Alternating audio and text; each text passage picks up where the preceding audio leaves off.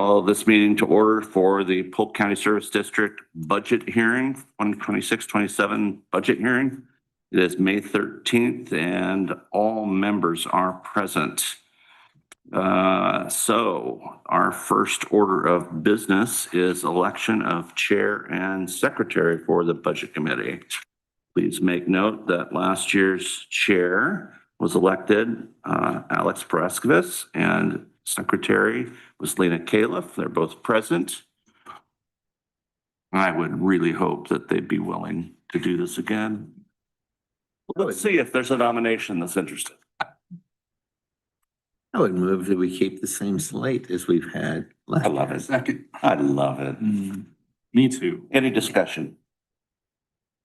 Thank you, you two, for being willing. All those in favor signify by saying aye. Aye. Aye. Passes by the quorum. All right. So, Mr. Chair, you are up. All right.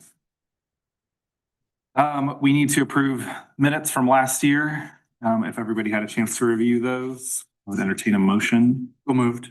Second. It's been moved and seconded. All those in favor signify by saying aye. Aye. Aye.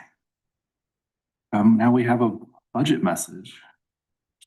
Yes, Mr. Chair, members of the Budget Committee, before you is the operating budget for the Extension Service District. This is a very limited budget. Your primary source of revenue obviously is the property taxes, which you levy, and the permanent rate for the district is 7.5 cents. That generates approximately $600,000 of revenue, of which the majority of that revenue is given to OSU service, our OSU extension, to provide the services that they do. The other major items that you are paying for are rent at the Polk County Fairgrounds, and then other operating revenues are very slim compared to those two operating items. This budget is pretty much a status quo budget. You are beginning to build a little more beginning fund balance than you had in the previous years, which is positive. The proposed budget has the same level of contingency that it did the last few years. And the request from OSU Extension is in your budget, and I will let them talk about what they are requesting. What I am proposing is $486,000 for that. There is a minor increase in rent at the fairgrounds from $70,000 to $72,000, and an increase of $1,500 in overhead. Other than that, everything else is pretty much status quo. If there are any questions about the proposed budget, I'd be more than happy to answer those questions. If not, I can turn it over to Extension. In your packet is information about their request and the product that they are providing the district. I believe they also have a handout that they passed out to all members of the Budget Committee to go through. But happy to answer any questions you may have.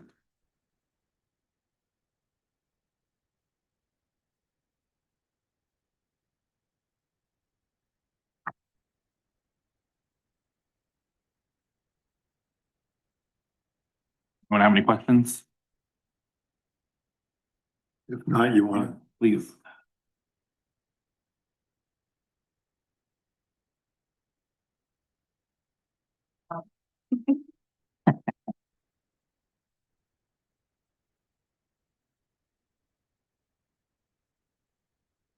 Hi. Hi.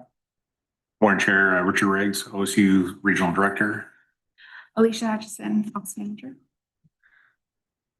Happy to answer any questions about the budget. Alicia can talk more specifically about the numbers if you have any questions.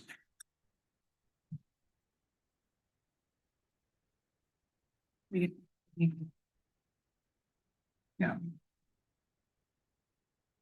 If there are no questions about the budget, we can talk about the impact report a little bit if you have any questions and Yeah, a please. couple of things that we'd like to highlight. Yeah, please. I was gonna ask if there's anything you want to highlight. Sure. So thank you to Alicia for preparing this impact report. She does it every year and does a fantastic job. Just, I'm not going to read everything in here, but I just do want to point out a few things. If you look at our 4-H youth development, we have 2 faculty members providing 4-H services. Some of the stuff that really stands out is Rachel Brandon's doing some blacksmithing work, which is unique to Polk County. And other counties are looking to adopt or try and start those programs in their counties across the state. So she is currently on maternity leave. She just had a little baby boy, very cute. We'll probably show you pictures after this if you like.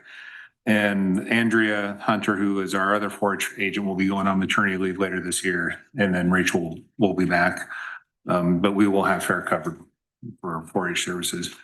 Our community horticulture master gardener folks are still very busy with the Inspiration Garden, which is in Independence. And so I really recommend if you ever get a chance to walk out through there, you'll catch them on duty and they'll be happy to walk you around and give you a tour of the Inspiration Garden. You can see the different things that they've got going on. They've donated almost well over 900 pounds of food to the food bank locally and are going to be on track to do that again in current or coming years. Our olive research, which we've talked about extensively in previous years, is still ongoing at NREC. In this past year, they were able to take the harvest and have it milled at Coyote Hill, which is a little olive nursery and processing mill just north of Polk County, and took that olive oil. And I believe that you've had an opportunity to taste that as well, but that won bronze at LA in an international competition. So from Oregon, we're getting really fantastic results from award-winning olive oil. And Neil was out at the NREC plot this past 2 weeks or so. With the very mild winter, there was almost zero winter damage to the olive trees. So we're expecting an even larger harvest. And Beaver Classic, which is an OSU store that does milk and food and meat and different things, we'll probably be able, we'll process the harvest this year with Durant because it's a commercial mill and meets the needs or the qualifications to then sell that oil through the Beaver Classic brand.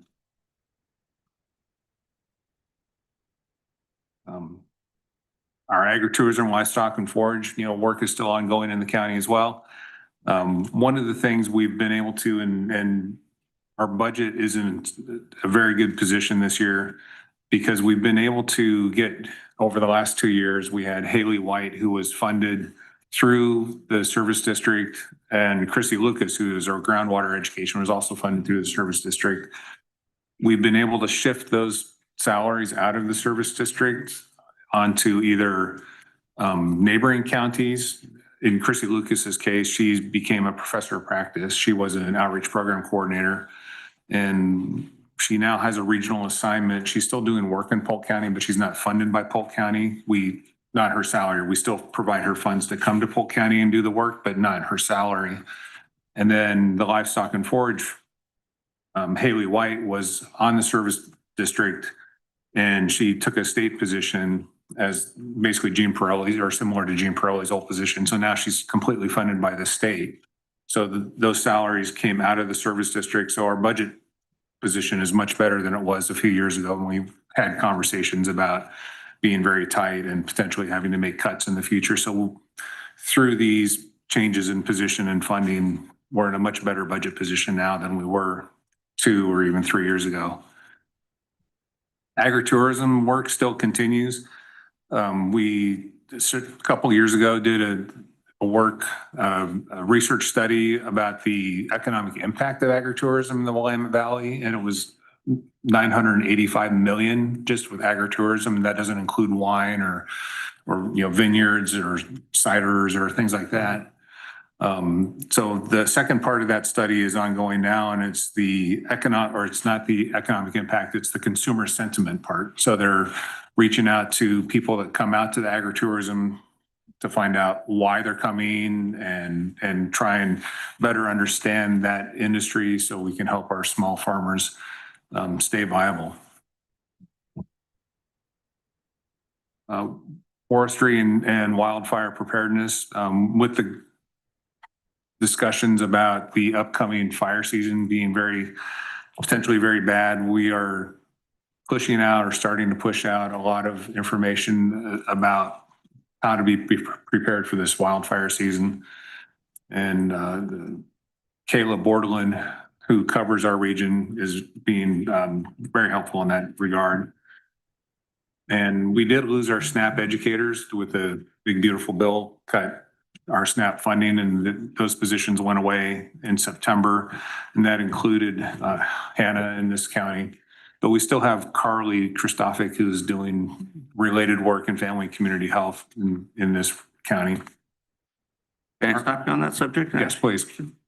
So you have somebody that's still managing SNAP expectations, some She, education to SNAP recipients. it's not SNAP education like it was, where we had a dedicated person who was just doing that. Carly is still working in family community health.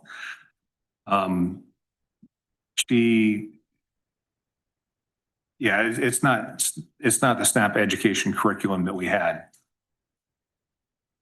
So Carly, Connected to SNAP or not? no, So she's not doing anything with regarding SNAP? no, SNAP education is dead. Okay, Yeah, it was zeroed out in the federal budget and all, yeah. and those positions were cut. Can I follow up on that one? So does that mean that's something that is no longer offered in Polk County? SNAP education is not offered. We Right. still have some of the resources like Food Hero and things like that is Yes. still available, Right. but it's not, there's not an educator who's out reaching out to like Grand Ron and other.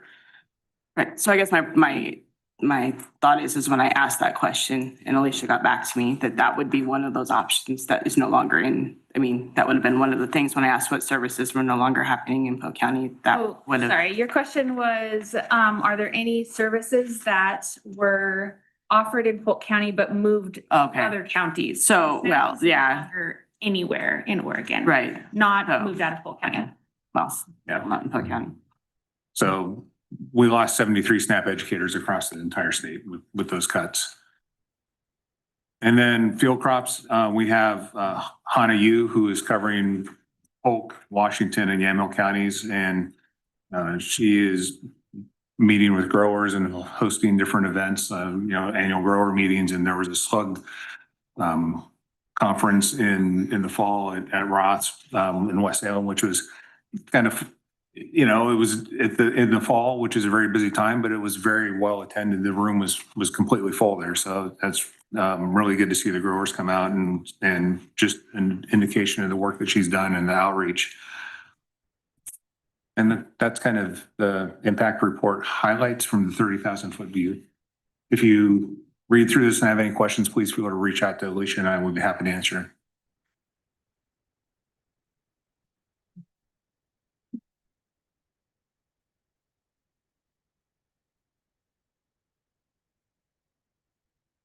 You're welcome.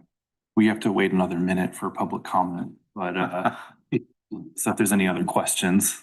Well, I'll make a comment. First of all, thank you for the work that happens here. It is amazing. I do just want to note, by my math, and I am not a mathematician, but since the district was started, total revenue, total operating budget has increased about 70%. Rent at the fairgrounds has increased by 20%. I just want it noted, right, that in no way has rent kept up with inflation or wear and tear on the facilities. Not expecting anything different. I just want it noted on the record, as we all know the fairgrounds is entering a difficult time. And I just need that noted on the public record. Has nothing against extension. I just need it noted. Absolutely. Well, at this time, I'll open for, thank you. We're at 10:15, which is open for public comment. And I'd invite any public comment. I imagine there is none. just like usual. All right. Civic engagement at its best. Yeah, no, it's. Do I need to close public comment? Okay, well, I guess I'll go ahead and close it then. And I would look for some action from this committee.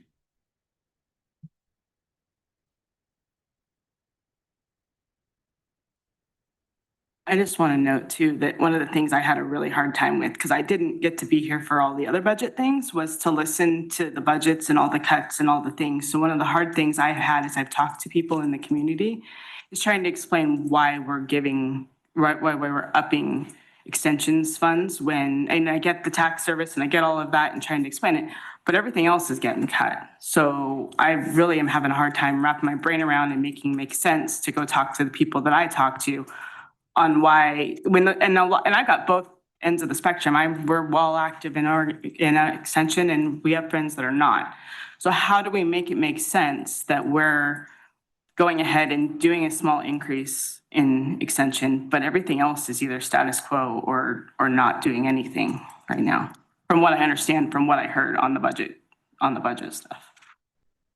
Because if I can't make it make sense, then how do I make it make sense to the people who are paying for it?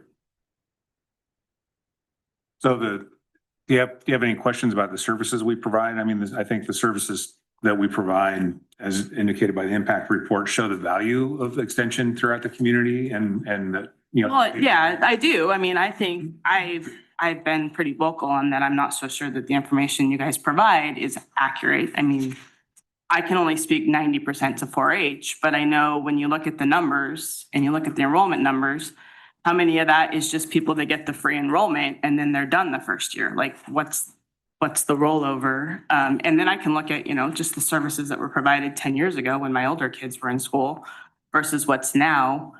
I don't think the services are the same, and I don't think we've ever re-looked at that. No. I've been pretty vocal. I think the information kind of doesn't have the details behind it. It just gives the up, got 380 this year, but we're not that, what does that mean? You got first enrollment. So do we have a high turnover of people who just use that first year and then we're just constantly turning over youth? I can't speak to the number of people who come into the program just for 1 year or just for one class, or who stay from basically age 5 all the way through age 18.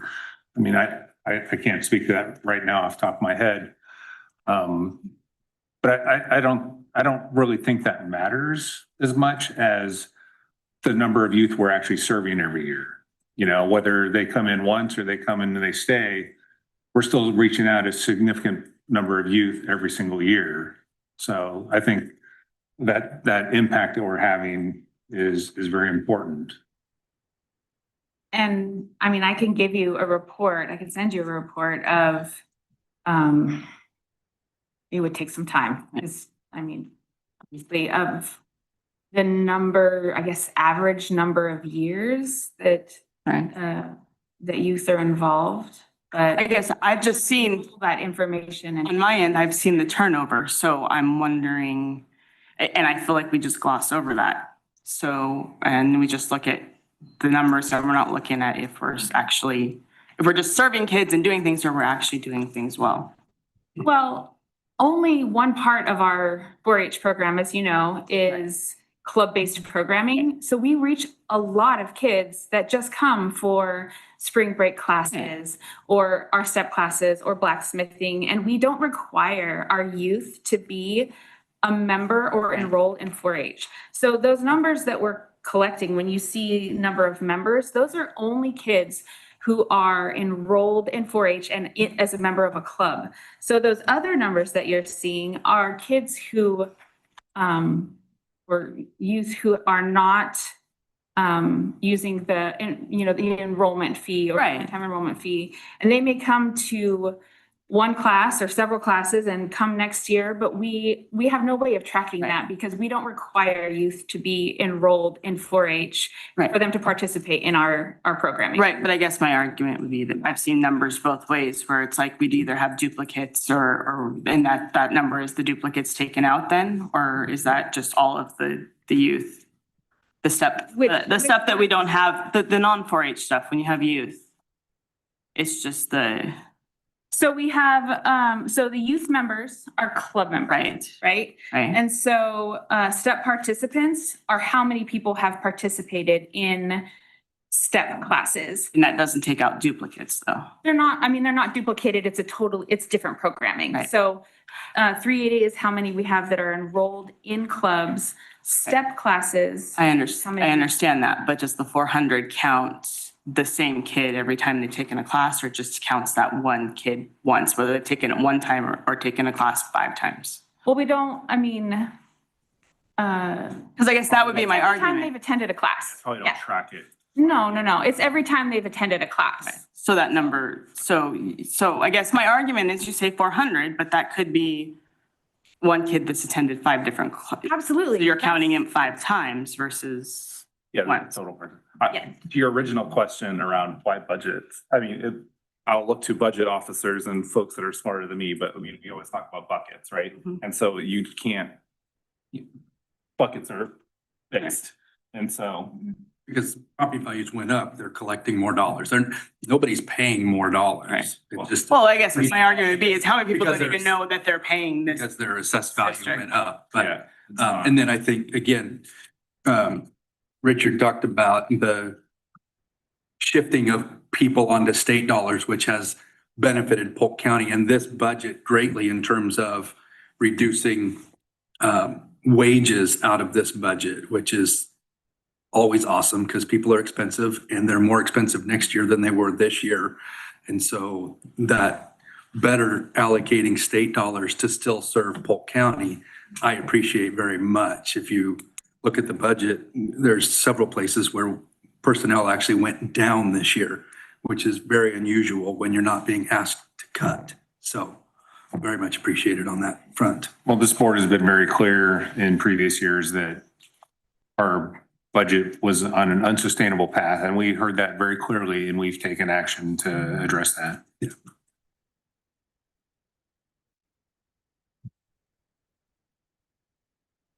Any other questions?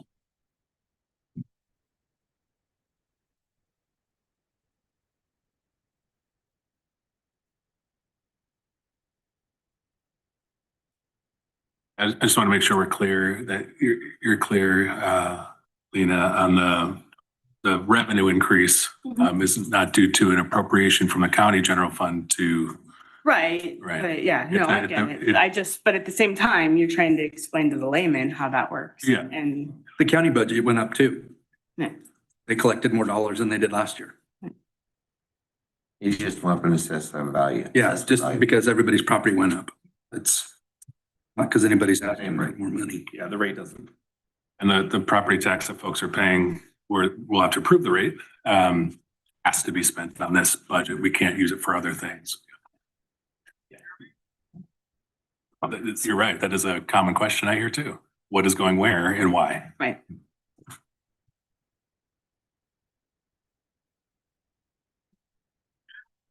Well, we need 2 actions, one to approve the budget and one to set the rate. I would look for To accept the budget as presented. Second? it's been moved and seconded. All those in favor signify by saying aye. Aye. Aye.